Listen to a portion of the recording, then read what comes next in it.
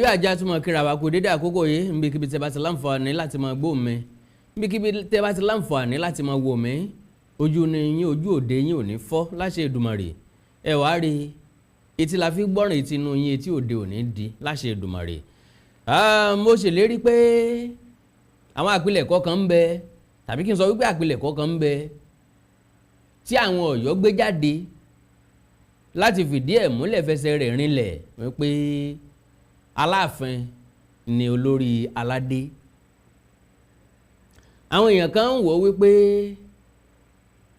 ọ̀rẹ́ yóò gba debate ẹ̀ ń bá jọ lọ́pọlọ yóò mọ̀ wípé kò gba debate. Naturally àwọn tí wọ́n jẹ́ ọmọ Ọ̀yọ́ ǹjẹ́ ẹ mọ̀ wípé àwọn náà mọ̀ sẹ́ndì àpilẹ̀kọ sí mi lákòókò gbà kan mo máa ń blọ́ọ̀kì wọn dànù ni mo wá wò wípé àìjó nírọ̀ òpùrọ̀ ìjà ní dálẹ̀ àti pàápàá bẹ́ẹ̀ bá jẹ́ kódò gbó lórí ìsà oko lọ alọ ẹ̀fún wájú orí òun lọ́gbà ń kalẹ̀ àti pàápàá búrọ́ bá ti ń pọ̀jù àmọ́ fẹ́ dòótọ́ bàbá ní kí wọ́n mọ̀ sẹ́ndì ẹ̀ sí wa tá a bá rí i àní láǹfààní àti reflect lé lórí ìdí ni pé àwọn èèyàn kan náà ń bẹ tí wọ́n ń gba àwọn àpilẹ̀kọ yìí tí wọ́n dẹ̀ nígbàgbọ́ nínú ẹ̀ ìdí nù ló fi jẹ́ pé kírọ́ tó kanlẹ̀ ẹ̀jẹ̀ agbóòótọ́ dìde sí i torí tá a bá sọ wípé irọ́ lè sáré fógún ọdún kọ́ mọ́ mí òótọ́ bá lọ́nà lóòótọ́ ni ṣùgbọ́n dídí ogún ọdún irọ́ ò ti bà nǹkan jẹ́ tán kan parọ́ mẹ́nìkan nìsín pọ́jalè kágbèdé wájú adájọ́ kan jẹ́rìí èké gbé pọ́jalè kádájọ́ ṣàṣẹ́wọ̀n kó ti lu ọdún 23 lẹ́wọ̀n kan ṣẹ̀ṣẹ̀ wá dé wípé àwọn parọ́ mọ́ ni tàbí kó káṣírí ẹ̀ṣẹ̀ tó wá tú wípé irọ́ wọn pa mọ́ ẹ dákun ọdún 23 nínú ọdún ẹ̀ kí la fi ṣe rú ẹ̀bẹ̀ wo la fẹ́ bẹ̀ẹ́ sáàsọ pé kọ́mọ bínú kọ́mọ lọ ni àsanwó òtanràn fún èèlò lówó òtanràn tá a san fún só lè ṣàtúnṣe ókọ rẹ̀ tó ti bàjẹ́ ìjọmọ nìyẹn tó ti bàjẹ́ ṣé owó tá a bá fún só lè túnṣe ṣé má bínú ṣé ó lè ra padà ìdènà tó fi jẹ́ pé lọ́pọ̀ ọgbà mọ́ bá ti ń gbérọ̀ kalẹ̀ náà lẹ́mọ̀ fòótọ́ kó lójú láti sọ fáwọn tí ń parọ́ wípé kán wá ẹ ti járọ̀ wọn ṣùgbọ́n káwọn gangan wá fìdí òótọ́ wọn múlẹ̀ kán wá fìdí irọ́ wọn múlẹ̀ kán wá fi nǹkan kan gbé lẹ́sẹ̀. Now àkọlé yẹn sọ wípé reason given for the supremacy of Aláàfin of Ọ̀yọ́ in Yorubaland. Ẹ mọ́ gbàgbé o ní táwọn èèyàn ò láǹfààní àti sọ jáde ni wípé Yorubaland tá à ń sọ ó láwọn tó ń jẹ́ bẹ́ẹ̀ tá a bá ti mọ̀yọ́ tá a má kí mọ̀ rìn tá a má wẹ́ tá a mú lọ rà á tá a mú tèdè tá a mú sẹ́yìn kò sí nǹkan tí ń jẹ́lẹ̀ Yorùbá mọ́ kó tó di pa wá adopt pé gbogbo afẹ́ máa jẹ́ Yorùbá Ẹ̀gbálẹ̀gbá ń jẹ́ tẹ́lẹ̀tẹ́lẹ̀ Oǹdó lòǹdó ń jẹ́ tẹ́lẹ̀tẹ́lẹ̀ Ìjẹ̀ṣà ń jẹ́ tẹ́lẹ̀tẹ́lẹ̀ Ifẹ̀ ń jẹ́ tẹ́lẹ̀tẹ́lẹ̀ Ìjẹ̀bú ń jẹ́ tẹ́lẹ̀. So reasons given for the supremacy of Aláàfin of Ọ̀yọ́ in Yorubaland. Considering the reasons in support of the Aláàfin supremacy, it appears that every non-biased person will not find it hard to accept that Aláàfin is the most supreme and #1 Yoruba monarch. Kennedy, these are as follows. 1.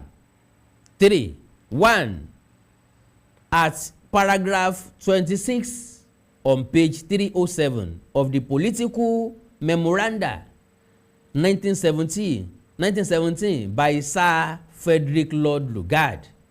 Lord Lugard detailed the hierarchy of the traditional rulers in the northern and southern Nigeria and listed the Aláàfin as the head of the Yoruba kings.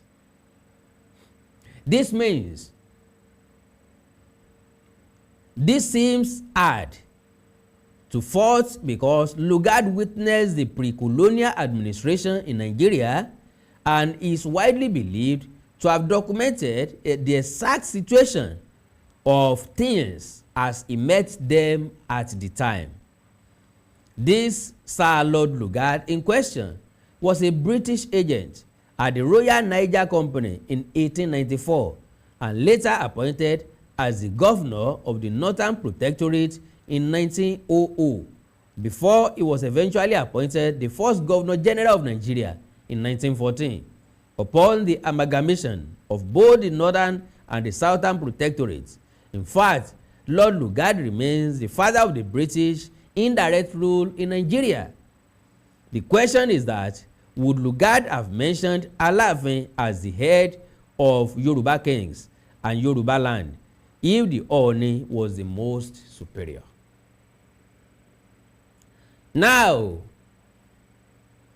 bẹ́ẹ̀ bá wò ó, ọ̀rọ̀ tí wọ́n sọ yìí wípé wọ́n pe Aláàfin ní olórí aládé nílẹ̀ Yorùbá nígbà náà. Àkọ́kọ́ before the amalgamation ni o.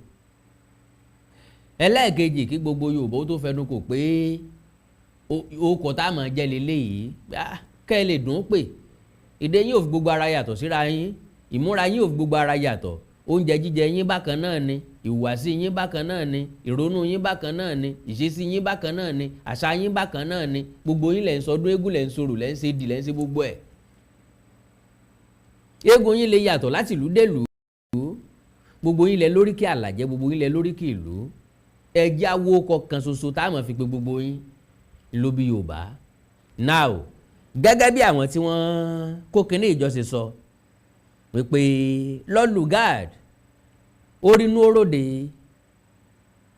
àsìkò ìmúnisìn lórílẹ̀‐èdè Nàìjíríà àti nílẹ̀ Yorùbá. Kennedy àti sọ̀dí tí wọ́n fi ń pe Aláàfin ní olórí ọba Yorùbá àti ibi tílẹ̀ Yorùbá dé. Àkọ́kọ́ nìyẹn. Ẹlẹ́ẹ̀kejì ẹjẹ́ ń kúkú kàtán náà.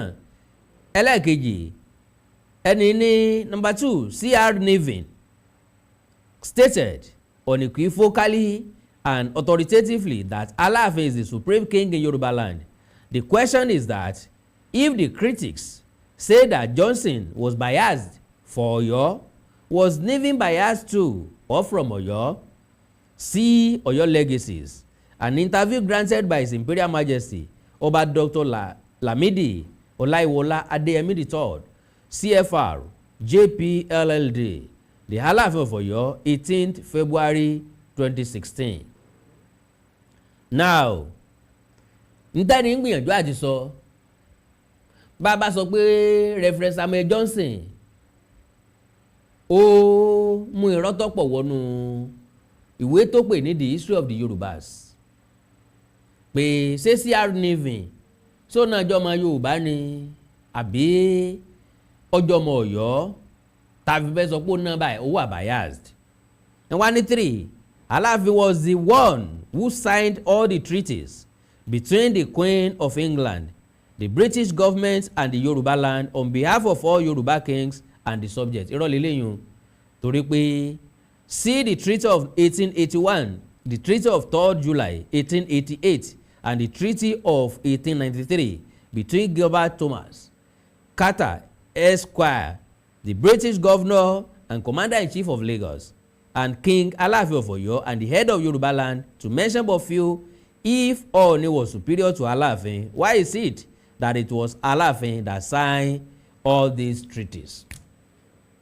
Ẹ bá ń sọ fáwọn tó kọ kínní wípé èmi Àkàndá sọ wípé irọ́ tó lówúra ni wọ́n pa.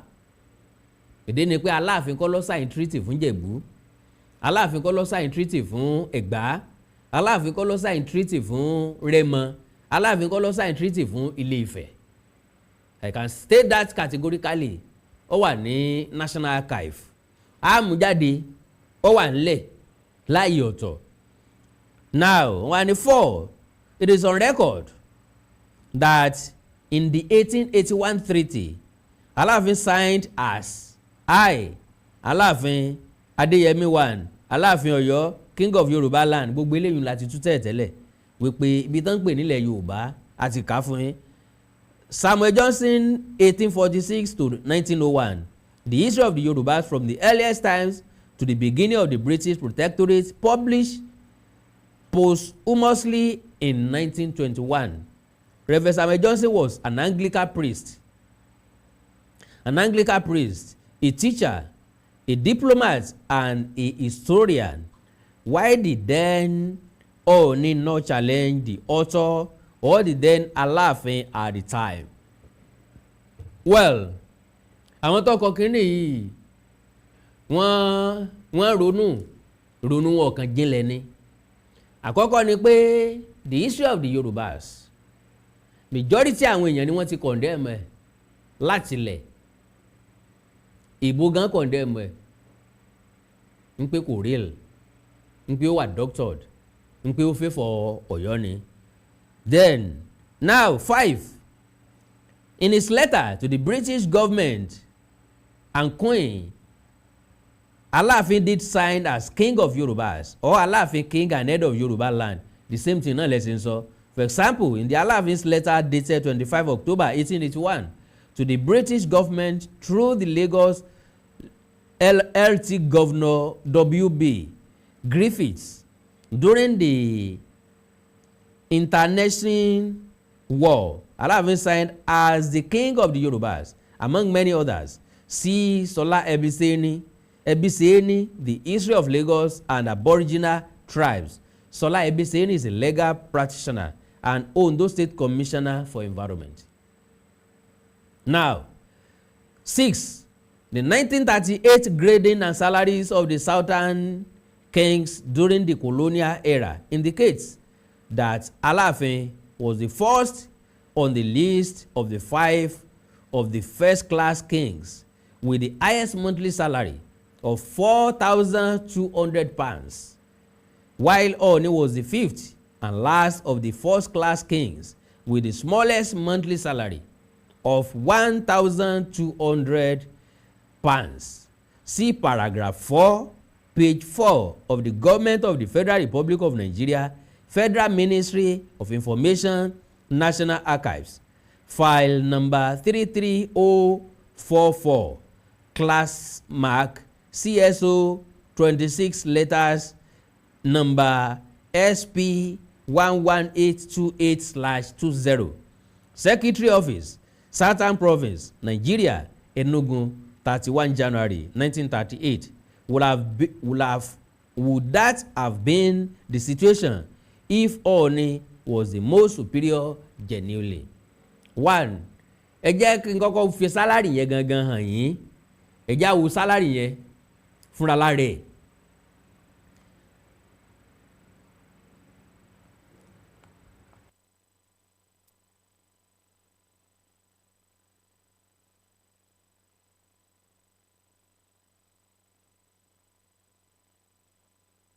Now, ẹ wo ntọ́sọ tó gbé jáde o, grading and salaries of the king of the southern province, paragraph 4, gẹ́gẹ́ bó yin state ẹ̀ níbí. The salaries of the first and second class chiefs in the southwest. First class, Aláàfin Ọ̀yọ́, 4,200. Aláké of Abẹ́òkúta, £2,250. Awùjalẹ̀ of Ìjẹ̀bú-Òde, £1,700. Ọba of Benin, £1,650. Ọọ̀ni of Ifẹ̀, £1,400. Second class, Olúbàdàn of Ìbàdàn, £2,400. Ẹ rí i pé Olúbàdàn tó jẹ́ second class ọba ó gbà ju Ọọ̀ni lọ, ó gbà ju Ọba of Benin lọ, ó gbà ju Awùjalẹ̀ Ìjẹ̀bú lọ, ó gbà ju Aláké Abẹ́òkúta lọ. Ọwá of Iléṣà òun gba £1,450. Ẹ rí i pé Ọwá Iléṣà gan tó ń gbà ju Ọọ̀ni tilé Ifẹ̀ lọ. Òṣèmọ̀wé of Ondo ìyẹn gba £350. Ọ̀ràngún of Ìlá ó gba £200. Source, see page 4, paragraph 4, Government of the Federal Republic of Nigeria, Federal Ministry of Information, National Archives, file number 33044, class mark CSO 26 letter number SP 11828/20, Secretary Office, Southern Province, Nigeria, Enugu, 31 January 1938. Ẹ rí pé mo ṣe ka gangan náà nù bó ṣe wà nù ìwé tí wọ́n kọ jáde nìyẹn. Now ẹ já wá wò báyìí. Kennedy tí wọ́n fi ń fún wọn ní sálárì nígbà náà, sálárì tí wọ́n ń fáwọn táwọn òyìnbó ń fún wọn ó base lórí transaction of business pẹ̀lú àwọn ìlú wọ̀nyí. àǹtẹ̀ bá wò dáadáa, Ẹ̀gbá ti gbajúmọ̀ torí pé wọ́n sún mẹ́kọ̀ọ́, Ìjẹ̀bú ti gbajúmọ̀ torí pé wọ́n ní omi tó sún mẹ́kọ̀ọ́. àwọn òyìnbó ń gba Ìjẹ̀bú lọ sí Benin, àwọn òyìnbó ń gba Èkó wọ Ìjẹ̀bú, wọ́n ń gba Ìjẹ̀bú lọ sílùú mi. àkọ́kọ́ nìyẹn. ẹlẹ́ẹ̀kejì ni wípé Ọ̀yọ́ ní ń kó ẹrú jù, Ọ̀yọ́ ní ṣe kíni, Ọ̀yọ́ ní ń kó ẹrú jù. Ilé Ifẹ̀ ò ta ẹrú, àwọn ò kọ́ mọ́ tàbí adìẹ, Ọ̀yọ́ nìkan ní ń kọ́ mọ́ tàbí adìẹ. Ọ̀yọ́ nìkan ní ń kógun jalé, ní ń kógun jàlú, ní ń kógun jalè kílẹ̀, kó lè bá a dọ̀ràn, kó lè bá a dìjà, kó lè bá a dógun, kọ́ ọmọ aládé ó lè róúnjẹ jẹ nínú oríkì wọn. agbègbàdo ọ̀ràn sẹ́ẹ̀kùlé ẹlẹ́ẹ̀kùlé ọ̀gbọ́dọ̀ ya jẹ. ìgbàdo ọ̀ràn sẹ́yìn gidi ni máa ń gbìgbàdo ọ̀ràn kálé. so ńgbà téèyàn bá wá jókòó tẹ irú nǹkan bẹ́ẹ̀ yẹn tó ní torí pé Aláàfin gba sálárì tó ju Ọọ̀ni lọ ló fi wà superior. no, ọ̀rọ̀ dàbí ìgbà téèyàn máa ń ṣòwò ni, téèyàn máa ń ṣe business. ẹni tí ó ń dájọ́, àwọn tí ń dájọ́ lójoojúmọ́ ó ní iye tí wọ́n ń dá, iye tí kálukú bá dẹ̀ dá ló máa kó níparí oṣù. ẹni tí ń dájọ́ 5,000 naira kò lè gba owó tó ní 50,000 naira ń dá. gẹ́gẹ́ bẹ́ẹ̀ náà nìrìnàjò yẹn jẹ́ ńgbà náà. iye ẹrú tí kálukú bá tà, that means business míì tí wọ́n transact pẹ̀lú Ilé Ifẹ̀ ni wọ́n ń sanwó ẹ̀. wọn ò rí òwò ẹrú ṣe ń tiwọn tààràtààrà, kò tiẹ̀ sínú tàn pé Ilé Ifẹ̀ ta ẹrú torí pé Ilé Ifẹ̀ ò kí ń kógun jàyàn. so Ọ̀yọ́ ń kógun jàyàn, ìgbàtagbára kò lọ́yọ̀ ó bọ́ sí Ìbàdàn, Ìbàdàn ń kógun jàyàn. so àwọn transactions yẹn ńlọ́fà tí wọ́n fi ń gbowó ńgbà náà. so kí Ọ̀yọ́ kankan mọ́ get it twisted nítorí pé ìgbàdógójì èrò wájà. and again wọ́n ní lágbájá jù ọ lọ oníjọ́ kan ni. gbogbo eléyìí atótónu àwíyànnu àwíjàre tí wọ́n ń wí kalẹ̀ káàkiri kìnní kan ló ṣe kìnní kan, tó bá jẹ́ pé kìnní kan níwà superior jẹ̀ ní ó lè ilé ò ní ṣẹlẹ̀, ilé ò ní ṣẹlẹ̀. ọ̀dà ńgbà tó ti wá ṣẹlẹ̀ ńkọ́ ẹ ti wá ṣe léyìí sí. now eléyìí ní Colonel Abdulkareem Adisa, the military governor of Oyo State, stopped the Ooni Olubusetu from installing Chief Tom Ikimi as the Akinrogun of Yorubaland on 7th March 1991 at the instance of Aláàfin's letter dated 4th March 1991. The government heard that the Ooni could not give what he didn't possess. So, as only the Aláàfin has the authority and historical record of awarding an all Yorubaland title to anyone that he desires, see the Aláàfin's letter to the military governor of Oyo State dated 4th March 1991 and the decision of the government in the letter of reply dated 7th March 1991. Now, ẹ jẹ́ ká ṣàlàyé díẹ̀ lórí eléyìí. Àlàyé tá a dẹ̀ fẹ́ ṣe ń bẹ̀ náà ni wípé òótọ́ ọ̀rọ̀ ni nǹkan tí wọ́n sọ ń bẹ̀ hùn. Wípé Ọọ̀ni okùn adé síjú adé Olúbùṣe kejì ẹ̀bìtì kí wọ́n pèrè. Pé gọ́fúnà Abdulkareem Adisa district wọn láti fi yàn jẹ ọba of Yorubaland. Mistake tó ṣe wá ń gbà náà méjì ni. Mistake tó ṣe wá ni wípé kò sẹ́ni tó mọ̀ wípé Ọ̀yọ́ máa dúró ní dúró pé àwọn làwọn ń jẹ́lẹ̀ Yorùbá. Ẹ rí i pé Ọlọ́run ló ní kí ọ̀rẹ́ mi Òǹpìtàn kó sọ̀rọ̀ yẹn jáde. Ọ̀pọ̀lọpọ̀ àwọn nǹkan wọ̀nyí ìbá ti tú jáde. Ọlọ́run ló ní kí ṣẹlẹ̀ tó ṣẹlẹ̀ lọ́yọ̀ọ́ ṣẹlẹ̀. Ọlọ́run ló ní káwọn ṣẹlẹ̀ yẹn ṣẹlẹ̀ léra wọn. Ọ̀pọ̀lọpọ̀ àṣírí ni ìbá ti tú. Gbogbo àwọn nǹkan ìdẹ́ ń bẹ́lẹ̀ ó dẹ̀ máa pile up bẹ́ẹ̀. Yóò dẹ̀ wá máa gbé níkun gbogbo wọn. Àrọ́mọdọ́mọ wọn ó dẹ̀ máa gbé sọ́kàn. Àwa náà ó dẹ̀ máa gbé ti alẹ́ sọ́kàn. Àwa ó dẹ̀ fọkàn sí pa free pé a ní wàhálà pẹ̀lẹ́ nìkankan. Now ẹ jẹ́ wá sọ̀dí tó fi rí bẹ́ẹ̀. tí Aláàfin bá ń fìyàn joyè kinní kan of Yorubaland, mo sọ̀rọ̀ kan, ẹ̀yin ọmọ ìyá mi rò wípé àwàdà ni mo ń ṣe, mo fọlọ́run búra kì í ṣàwàdà o, wípé ẹni oyè tán bá jẹ lọ́yọ̀ọ́ kí agbára oyè yẹn ọmọ ní Ọ̀yọ́, Awẹ́, Akínmọ̀rin, Ìlọ́ra, ambọ̀sibọ́sì gbogbo àwọn ìlú yẹn gan náà ti gbára wọn lọ́wọ́ Ọ̀yọ́, kóyè yẹn ọmọ ní Ọ̀yọ́ nìkan, torí pé Ọ̀yọ́ nìkan lẹ Yorùbá. So oyè tí Ọọ̀ni bá fìyàn jẹ kó jẹ́ kinní kan of ilẹ̀ káàárọ̀ oòjíire, lélẹ̀ tó túmọ̀ sí pé Ọọ̀ni lè jẹ́ Ààrẹ Ọ̀nà Kakanfò fún gbogbo ilẹ̀ káàárọ̀ oòjíire, Ọọ̀ni lè jẹ gbogbo oyè pátápátá fún gbogbo ilẹ̀ káàárọ̀ oòjíire. Now ẹ wá wo bí tágbára wà o, oyè tó Ọọ̀ni bá fìyàn jẹ ńlọ́wọ́ ní wéètì nísìnyí, kì í ṣe ilé ìtàn bá jẹ lọ́yọ̀ọ́ mọ́, because oyè tán bá jẹ lọ́yọ̀ọ́ Ọ̀yọ́ nìkan ló belong sí. Oyè tí wọ́n bá jẹ ńlẹ́fẹ̀ ó jẹ́ pé gbogbo ilẹ̀ káàárọ̀ oòjíire lọ́kọ́fà, eléyìí ò dúró bẹ́ẹ̀. So Ọọ̀ni ò lẹ́tọ̀ọ́ láti fìyàn jẹ oyè of Yorubaland. A ti gbọ́ báyìí nísìnyí pé Aláàfin ló ní ilẹ̀ Yorùbá, ilẹ̀ Yorùbá ò sì yàtọ̀ sí Ọ̀yọ́, Akínmọ̀rin, Ìlọ́ra, Tèdè, Ìsẹ́yìn. Ọ̀rọ̀ àyìn pé bí Tápà náà fẹ́ kọ tán kọ Pápá àti bẹ́ẹ̀ bẹ́ẹ̀, Awẹ́ ilẹ̀ Ọ̀yọ́ nù, níbi tọ́yọ́ dé nù. And again àwọn Awẹ́ gan sọ pé àwọn ti débẹ̀ kọ́ yòó tó dé. Sálàfin àtàláwẹ́ ṣé wọ́n rẹ́ ni? Awẹ́ ti wà ń bẹ̀ already, àwọn àgọ́ ọ̀jà ti wà ń bẹ̀ already kí Àtìbá ó tó dé kó tó gbalẹ̀ mọ́ wọn lọ. bó láti bá ṣe gbalẹ̀ wọn. Ẹ jẹ́ kí n sáré yá ìṣẹ́jú méjì nínú ìṣẹ́jú yín, ń bá padà dé ká tẹ̀síwájú. Ẹ ṣe kú. Mo kí gbogbo etí tó ń gbọ́ wa nílé, mo sì kí gbogbo ojú tó ń wò wá nílé pé ojú tẹ fi ń wò wá ò ní fọ́, etí tẹ sì fi ń gbọ́ wa ò ní di. Orúkọ tèmi ni Godwin, tí gbogbo ẹ̀yin èèyàn mọ̀ sí Ìyá Ìjẹ̀bú. Gẹ́gẹ́ bí ẹ ṣe mọ̀ ní ìṣe wa, wípé ìlera yín òun ló jẹ wá lógún. A tún ti dé bí a ṣe ń dé o. Gbogbo ẹ̀yin tí ẹ ní ìṣòro tó jẹ́ pé ọkùnrin tó dàbí obìnrin nínú ilé, ọkùnrin tí ò lè ṣojúṣe pẹ̀lú ìyàwó ẹ kàn sí iléeṣẹ́ Godwin. Ẹ̀yin tó jẹ́ pé pépà lẹ máa ń kà lálẹ́, ẹ má ka pépà bò, ẹ kàn sí wa. A ní pákéjì oríṣiríṣi fún yín, a ní 3-in-1, a ní 2-in-1 fẹ́yìn ọkùnrin tó lè jẹ́ kẹ́ tó máa jẹ́ kẹ́ ṣe bó ṣe yẹ kẹ́ ṣe.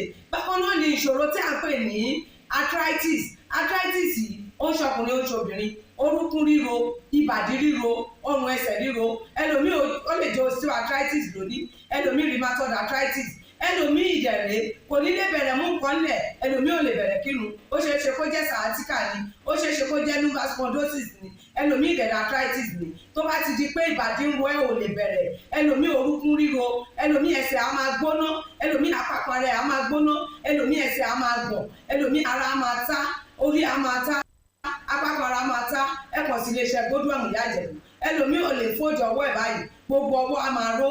Gbogbo ẹ̀yin tẹ́ tí ń lò náà ẹ máa jẹ́rìí sí. Ẹ kàn sí iléeṣẹ́ Godwin Ìyá Ìjẹ̀bú.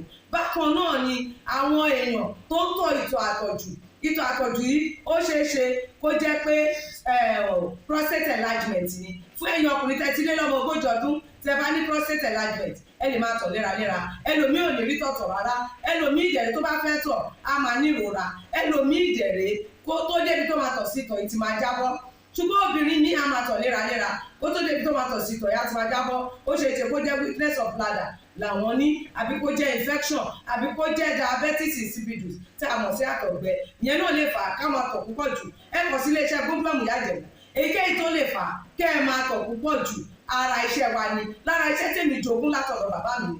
Àtọ̀jú yín gbogbo ẹ̀ ó sì padà sí àyè ẹ̀ bó ṣe tó àti bó ṣe yẹ. Bákan náà ni àwọn tó ní hepatitis, ooru inú ẹ̀dọ̀ ni. Ṣùgbọ́n tí hepatitis bá ti pẹ́ lára, ó lè ba ẹ̀dọ̀ jẹ́, ó lè fà á kéèyàn ní enlarged liver, ó dẹ̀ lè fa oríṣiríṣi ìṣòro sí ẹ̀dọ̀ yẹn. Ẹlòmíì á máa ní àmì bí kínú máa dùn, bí kójú máa pọ́n, kítọ̀ ẹ̀ máa pọ́n. Ẹlòmíì dẹ̀ kò ní rámì rárá, bóyá lọ ṣàyẹ̀wò wá kàn sọ fún pé ó wà positive, ẹ kàn sí wa. Ẹlòmíì dẹ̀rẹ̀ ó lè jẹ́ liver cirrhosis lòun ní, èyíkéyìí tí ẹ ó ìbàjẹ́, ẹ kàn sí iléeṣẹ́ Godwin Ìyá Ìjẹ̀bú. Bí mo ṣe sọ̀rọ̀ yìí tẹ́ ní prostate, ó jẹ́ prostate enlargement ni, ó jẹ́ prostate cancer ni, ẹ kàn sí wa. Pẹ̀lú ògo Ọlọ́run ẹ ní rí bákan náà mọ́. mo ti sọ fún yín gbogbo ìṣòro yòówù kẹ́ni ewé àti pòpọ́nbélé tí àwọn bàbá wa ń lò láyé àtijọ́ tá a ti gbé kalẹ̀ lọ́nà ìgbàlódé tó sì ṣe bẹbẹ lágbára òun là ń lò fún ọmọdé àti àgbà. ẹ kàn sí wa ẹ ní kábàámọ̀ pẹ̀ ṣe bẹ́ẹ̀. ẹ̀rọ ìbánisọ̀rọ̀ mi ni 080-330-34777 080-330-34777. ẹ bá wà lamẹ́ríkà kẹ́ ẹ wà ní Spain kẹ́ ẹ wà ní UK ibikíbi tẹ́ ẹ bá wà ó jẹ́ Canada ni bó lè jẹ́ Port Harcourt ni bó jẹ́ Abuja ni ibikíbi tẹ́ ẹ bá wà ẹ kàn sí iléeṣẹ́ Godwin Ìyá Ìjẹ̀bú. ẹ bá mi sọ̀rọ̀ lórí WhatsApp, ẹ lè pè mí, ẹ lè fi voice note lẹ̀, ẹ lè fi message lẹ̀ lórí WhatsApp, máa dá yín lóhùn bó ṣe tó àti bó ṣe yẹ. gbogbo ibi tẹ́ ẹ bá wà lè gbòógì wá máa dé, ẹ sì ní kábàámọ̀ pé ẹ kàn sí iléeṣẹ́ Godwin Ìyá Ìjẹ̀bú. ẹlòmíì apákan ara ẹ̀ á máa kú, kí ló fà tápákan ara fi ń kú? ẹ kàn sí wa ẹ máa mọ̀. ẹlòmíì ọrùn àdédé máa steve, ẹlòmíì àyà ló máa dùn, ẹlòmíì ẹ̀gbẹ́ ló máa dùn, ẹlòmíì á máa wúkọ́, ó lè wúkọ́ kókó ti wà lẹ́nu ẹ̀ tipẹ́tipẹ́ tí ò sì ní lọ. ẹlòmíì ìjẹ̀lẹ̀ ó máa ní ìṣòro àti breathe in oxygen, breathe out carbon dioxide. àwa máa ní ìṣòro, a máa ní kàtà gbogbo ìgbà. kí ló ń fà? ó ṣeéṣe kó jẹ́ asthma ni, ó ṣeéṣe kó jẹ́ bronchitis, ó lè ṣeéṣe kó jẹ́ pneumonia cough ìwọ ní. tó bá ti kàn sí wa èyí tó bá jẹ́ nú ẹ̀ ló máa dìtámì irú egbògi tá a lè kẹ̀rà láti lè ṣe wa. ẹ ṣe mọ̀ mo ti sọ fún yín o, ẹ̀rọ ìbánisọ̀rọ̀ wa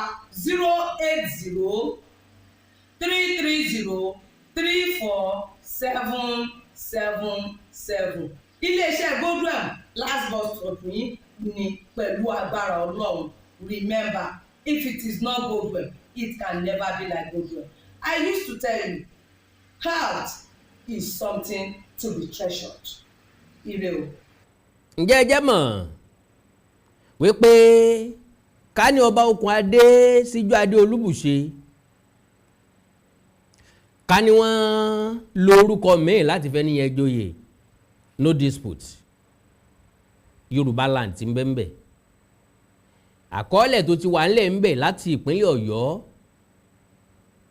àwọn tó ti wà ní archive ni Aláàfin máa lò láti gbé ẹ̀rí ẹ̀ lẹ́sẹ̀ lásìkò ìgbà náà.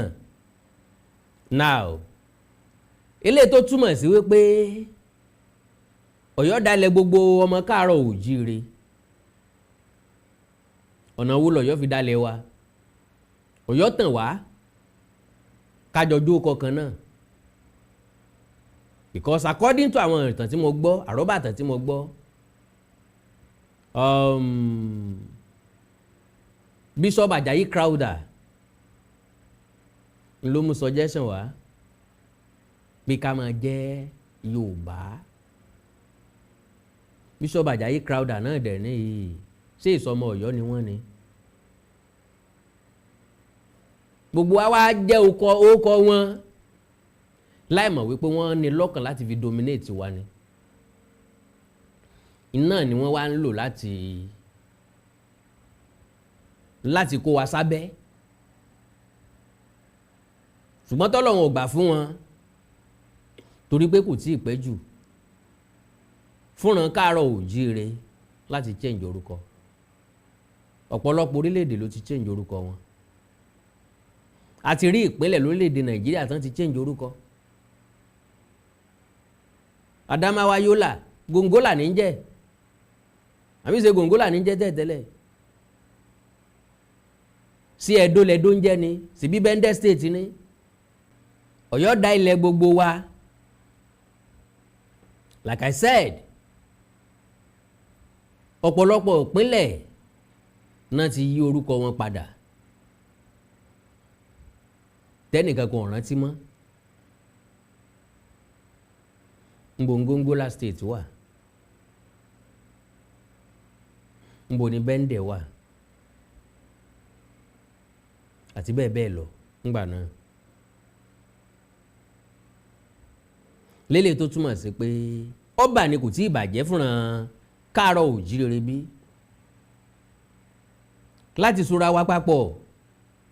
ẹjá fi Yorùbá lẹ̀ fún Yorùbá, fáwọn tó jẹ́ Yorùbá tí ń jẹ́ Yorùbá. oríṣiríṣi àwọn èèyàn ní ń sọ nǹkan oríṣiríṣi nǹkan. ẹlòmíín pé kì í ṣe àwọn Haúsá ló fún alóòkọ, kì í ṣe nǹkan nǹkan igbádogójì èrò ọ̀wájà ó kọ yín ò kì í sorúkọ wa. àwọn tó mọ̀ mọ̀ oríṣiríṣi àwọn èèyàn ló ń sọ̀rọ̀, kò sẹ́ni tí ọ̀rọ̀ òdẹ̀ tọ́ sí lẹ́nu, ìtàn ilẹ̀ bàbá wa ni kò sẹ́ni tí ò tọ́ sí lẹ́nu, a máa gbé yẹ̀wò síra wọn náà ni. But to the best of my understanding, Ọ̀yọ́ dá ilẹ̀ gbogbo ọmọ káàárọ̀ oòjíire. ẹnìkan bí mi léèrè wípé àfi kí n tọrọ àforíjì lọ́wọ́ bàbá wa Awùjalẹ̀ tilẹ̀ Ìjẹ̀bú torí mo gbójú agan sí wọn gbà náà nígbà tí bàbá sọ wípé Ìjẹ̀bú kì í ṣe Yorùbá. òní kí wàá náà fẹ́ gbéra wọn àti bàbá ìmọ̀ tí wọ́n ń sọ. kábíyèsí bàbá wa Awùjalẹ̀ tilẹ̀ Ìjẹ̀bú, mo tọrọ àforíjì lọ́wọ́ orí adé. àṣẹ rí ń tà rí náà ni Yorùbá ti ní àgbàlagbà tó dùbúlẹ̀ sórí ẹní ó ríranjọ ọmọdé tó gorí kòkó house lọ. ìbá àjá àjà 100 nílé wà kọ́mọdé ó gorí ẹ̀ lọ kò lè rí ní tàgbàlagbà tó dùbúlẹ̀ rí. àwọn Ìgbá wa ń bílè mara wọn kí ló dé táwọn darapọ̀. Èkìtì ń wò pé kí ló dé táwọn join. àwa náà wá ń kábàámọ̀ pé kí ló dé tá a jẹ́ orúkọ Yorùbá. àkàndá lórọ̀ lẹ́nu bíi tẹjọ. àgbélẹ̀kọ tí mo síwájú mi gùn o, ẹ má gbàgbé o, 7 ni mo dé o, ó sì gùn síwájú mi, 7 ni mo sì dé, ó sì máa dé 10, ṣùgbọ́n tí n bá sọ pé mo fẹ́ máa elaborate ẹ̀ yóò gbà mí lásìkò.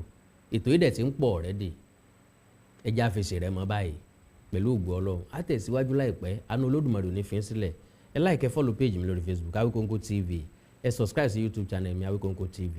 ẹ wá ní nǹkan pàtàkì tẹ́ fẹ́ kájọ sọ, ẹ já sọ lórí WhatsApp. Now àwọn èèyàn kan sọ̀rọ̀ kan wípé wọ́n máa ń DM mi ni o pé a ò ní láti tọrọ lọ́wọ́ àwọn èèyàn pé káwọn èèyàn àtàn rí program tí mo ṣe níbo tí mo sọ pé káwọn èèyàn ra sticker fún mi, káwọn èèyàn fún mi gift lórí Facebook. n tí ọ̀pọ̀ nínú wọn tí wọ́n ponú ọ̀mọ̀ ni wípé láti ilẹ̀ yìí títí dókè òkun nìjọ́n ti máa ń bèrè ní journalism náà ti ń bèrè owó fún journalism náà ti ń bèrè ìrànlọ́wọ́ financial help, financial assistance fún journalism. torí pé kì í ṣiṣẹ́ tí tó ṣe kínni tó ní ìfẹ̀yìntì lọ́pọ̀lọpọ̀ ọgbà.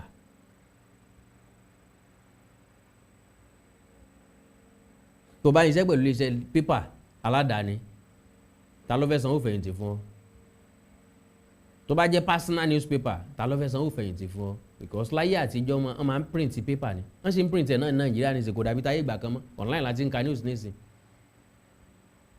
ó mọ iye wàhálà tán ṣe ń gbà yẹn, òru ni wọ́n máa ń pín paper káàkiri. iṣẹ́ àwọn tí ń tẹ̀wé ó yàtọ̀ sáwọn tí ń ṣe tíṣà. so like I said, ibi tí ẹ̀dá bá ti ṣe ní ti máa ń jẹ. àwọn tí wọ́n nífọ̀n tí wọ́n lè kánná, àwọn tí wọ́n rí jáde yàtọ̀ sí ti pápó ń di iṣẹ́ ọ̀hún, wọ́n sì ń béèrè ìrànlọ́wọ́ títí dọ̀la. so who am I? ẹ̀yin tẹ́ wà lórí YouTube ẹ máa rí sign $sign, ẹ click lórí ẹ̀. tẹ́ ẹ bá rí $sign ẹ máa rí thanks, ẹ click lórí thanks yẹn. ẹni tọ́rọ bá wù ní o tẹ́ fẹ́ ra sticker fún mi, òun náà níbi tó máa dé, ara data ni, ara petrol ni, so gbogbo àwọn kan yẹn ni mo mọ̀ ń sọ káwọn tí wọ́n rò pé àwọn ń sọ̀rọ̀ bàjẹ́ sí mi kí wọ́n lè mọ̀ wípé ọ̀rọ̀ kì í dùn mí.